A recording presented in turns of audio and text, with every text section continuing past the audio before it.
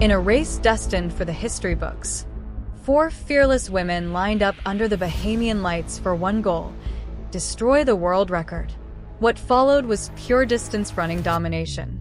From tactical surprises to blistering solo laps, this wasn't just a relay, it was a masterclass.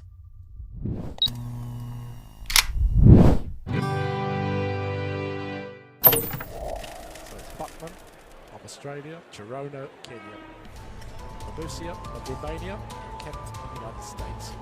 Whether the United States really can just hang on, because I think that's going to be the case, whether they can hang on and give a challenge for as long as possible is the question mark, I think.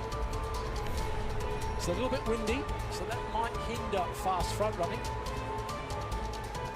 But here's the start list: Australia, United States, Kenya on the outside. Romania, just 4 teams in this 4 by 1500 metres, 15 laps of the track.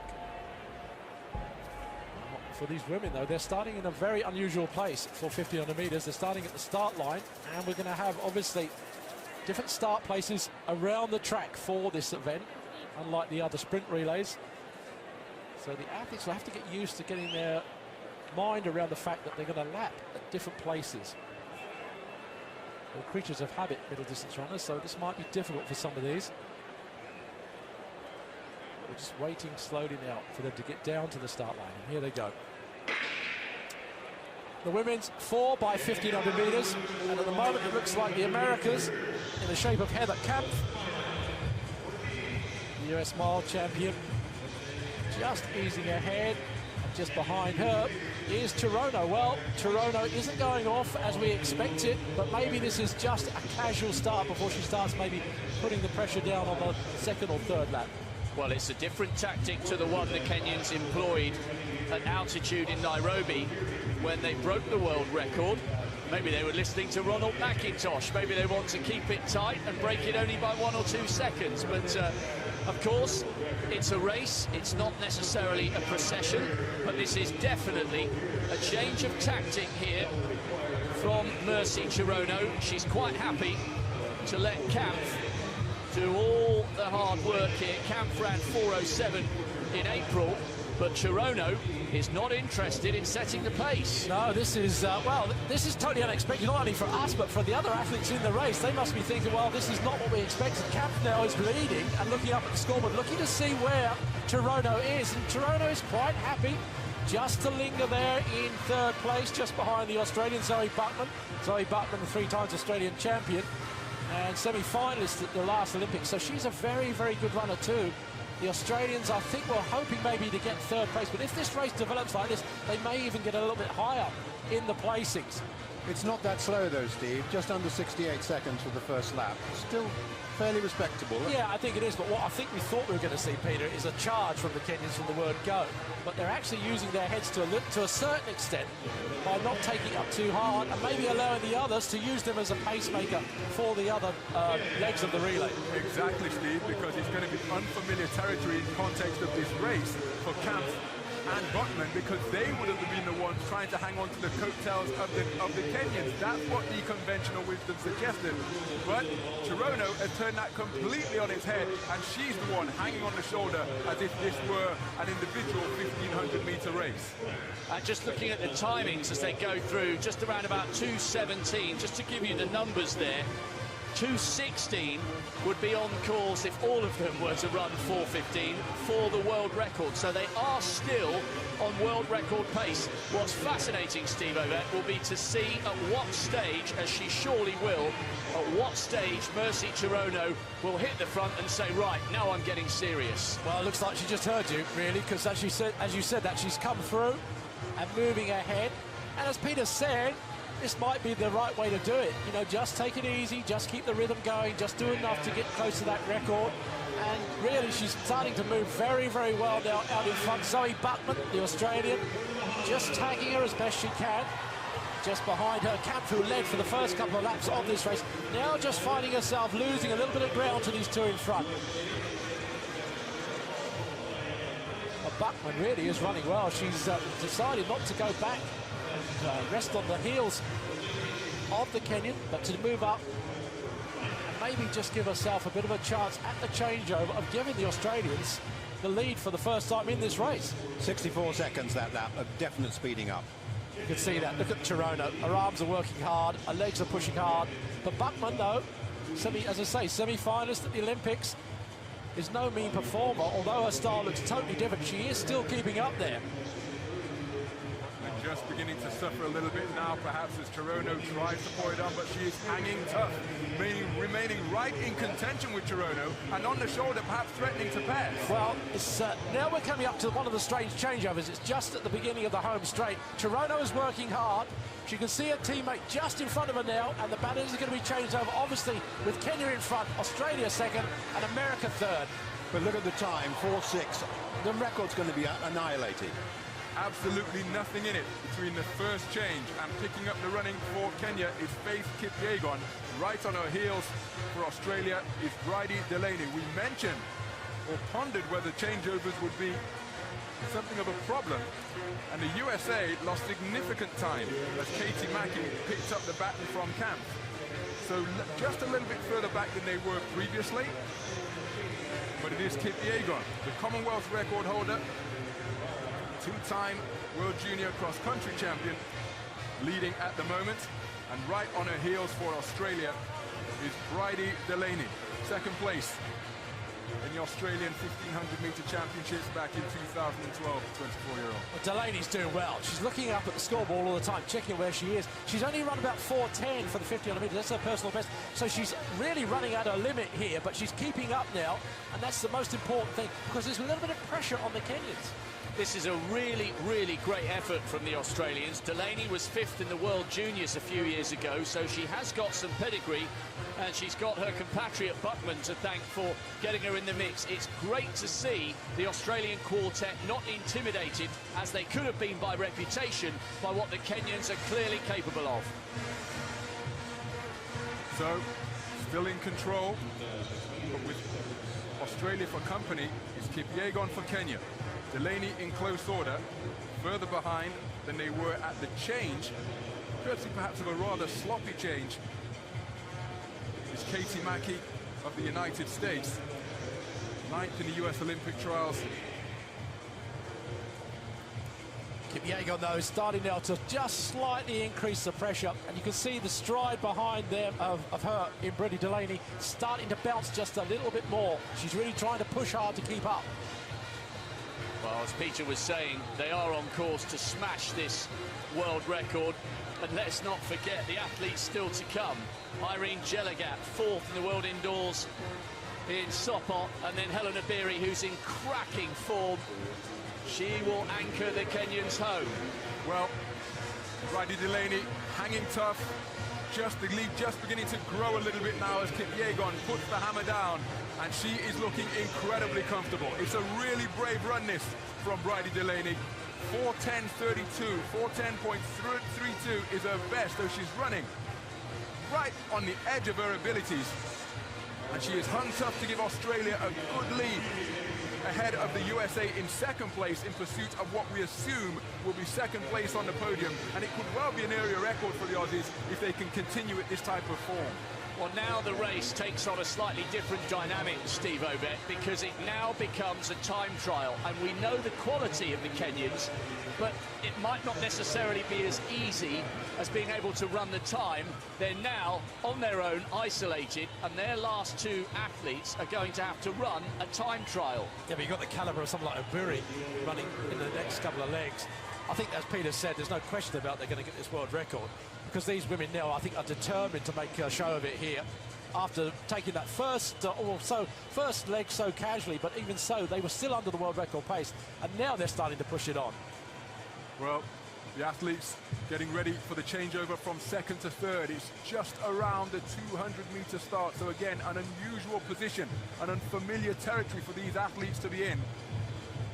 And their stride really shortening on Delaney now, but pushing on unabated, clear of the traffic. Here's the Kenyan, striding away ahead of this change to second to third. Let's take a look at the clock as jogging in anticipation is Jelagat, and she has the baton and is away and clear for the third leg. Delaney really feeling it now, but fighting for all she's worth as McGowan picks it up for the green and gold. Well in schedule for the record, 8:14.95 shown there on the clock, so what, a 4:09 second 1500 meters by Kipyegon, who ran so smoothly. Now we've got Jelagat out on her own. This is Kenya against the clock. Australia, an isolated second. Perhaps the Americans just gathering a little bit of ground on them, but the athletes, 4 nations here, spread, what, over 100 meters now from first to last. The one shame here really is that there only are 4 nations. There could have been other nations like Russia and Britain and Ethiopia who could well have got very substantially into the money here. So it's a pity that they've been deprived of their chance, and which would have made it an even more competitive race, if not for the first, at least for those other positions. And indeed the American is now just out of shot, gaining on the Australian. Now it's a question of Irene Jelagat. Well, her best is 4:02.59. She's the African Games champion. She's been 5th and 4th in World Indoor Championships, so a very experienced runner. And yeah, definitely the Americans are gathering now. Katie Grace running for the United States and McGowan for Australia. The Americans, of course, will have Brenda Martinez on the last leg, so it looks very much as if the Americans will get second place overall. At the moment, they're just coming up to the Australian. Here it is now, 6 laps to go overall in this 4x1500 meters. There is the battle on for second, with the American Grace now passing the youngster McGowan of Australia. Well, there's a lot of money at stake, $30,000 for second, $20,000 for third, so quite significant prize money in this event.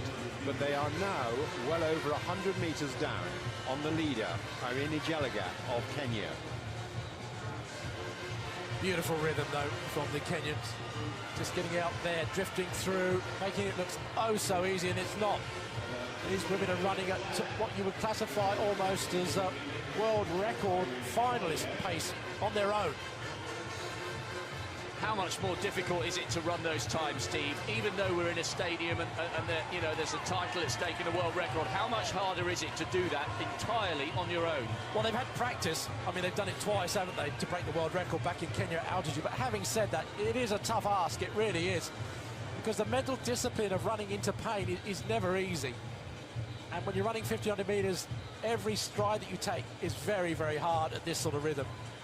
So, Steve, when you're in this type of position and it's you against the clock and you're out on your own by such a large distance, where do you place your focus of attention? How do you retain that focus to keep up that metronomic type of pace at such a high level? I've got no idea. I've never been in that position. To be absolutely honest, I would never want to be in that position. But these women are doing it very, very comfortably. This is true running. It really is at its best. Jelagat working hard now. Her teammates just behind her. You can see in the background, they know that she's on for world record place. They've done the job. Well, an isolated second for Kate Grace now of the United States, 4th in the US Championships last year. She's an athlete making a fair bit of progress now towards the top ranks in the States at the age of 25. Now it's Jelagat coming up to 4 laps to go. So she'll hand over on the last leg. The Kenyans have got the formidable figure of Helen Obiri. I think Jelagat may have just slowed a little bit off the tempo, but they're way, way inside world record schedule. We'll take a check on that as she comes in for this final handover. What, about 70 meters to go? She'll find Obiri at the traditional 1,500 meters start, effectively. And the time clocking up to 12:26 or thereabouts. Well, they're online for something around 16:30. They are going to annihilate this world record, and look at the speed with which Helen Obiri has set off on this last leg. The Americans out of shot. It's been a good effort by Kate Grace. Brenda Martinez, the 800-meter specialist, now just taking on the baton. She will hope to stay away and clear from the Australians in second place, but Obiri is absolutely sensational. She's flying around. This is just the first lap. She's running almost like an 800-meter runner at this stage. Look at the arm movement, look at the leg movement compared to this woman here, Martinez. Much more relaxed, much more rhythmic. But you can see Berry is charging down this first lap. It's interesting to see, Peter, what sort of rhythm she's going to run it at. Well, that's the one danger for her, I suppose, isn't it? She does go a little bit too crazy, but she's far too experienced, surely. Just going past, what, the 1,500 metres start again now, 13:24. Wow, that's under a minute. Under a minute, yes. So she's running at 4-minute mile pace for women here on her own, which is totally ridiculous. Absolutely incredible, but we do have to bear in mind that she did storm to a new African and Commonwealth record over 3,000 metres in Doha. Martinez, lovely runner to watch, light on her feet, a great bronze last year. That was the American women's first bronze medal in the 800 metres, but Martinez is in a different race at a different pace, because it's all about Helena Beery out front and the clock. And she's focusing on the big screen, which will show her her own reflection, and surely she is going to tire in the closing stages. The Junkanoo band are still pounding out the tunes, and I just hope the crowd respond here as she comes down towards the finish, because we are witnessing, Steve Obett, something very, very special. Well, let's just see what she goes through this 800 metres in, because she's still keeping this rhythm going. Well, I reckon that's about a 2:2:23 800 metres she just run there. Yeah, she settled down a little bit. That was probably a 65-second lap, but it's still very quick. Martinez going well in second place. She's quite a way clear from Melissa Duncan. Duncan's not a bad athlete, ran 4:08 earlier this month for a new PB. Fourth in the World Youth a few years ago. There is the Australian, miles clear of the Romanians in third. And in fact, talking about the Romanians, it's not inconceivable that they will in fact be lapped, because here comes a Beery, and you can just see Simovic in the she's just out of shot at the moment. But this is an incredible piece of middle distance running from Helena Beery. Bronze medalist in the 1,500 metres last year. Sensational. Now the bell then. The final lap in the women's 4x1,500 metres. It's not a question of if there's a world record, it's a question of by how much. The Kenyan quartet have stormed their way round. Helena Beery, bronze medalist in the 1,500 metres last year, is tiring a little bit, but she's drawing huge inspiration from the crowd, from her teammates. Here in the Bahamas, we are going to witness something very special. The world record is outside 17 minutes. Helena Beery, I think, is going to lap Simovic of Romania. Even more motivation, and something at last to aim at for the woman who's been out front on her own, as the Kenyans are roared into the home straight here. This crowd are more used to watching sprinting, but they are responding to the excellence that they've witnessed here tonight. An incredible performance, a new world record. It's not just been beaten, it's been obliterated. 4 Kenyan queens have lit up this balmy Bahamian night in the Thomas Robinson Stadium. We have witnessed magic. And there you have it. Kenya didn't just win. They rewrote the record books with a jaw-dropping world record in the women's 4x1,500 meters. Meanwhile, Australia delivered a heroic performance of their own, walking away with a new area record and well-earned silver. The United States fought fiercely to claim bronze, capping off an unforgettable night. If this kind of thrilling distance racing gives you goosebumps, smash that subscribe button and join us here at 90 Plus Legends for more epic moments in track and field. Like, share, and don't miss the next race. We're just getting started.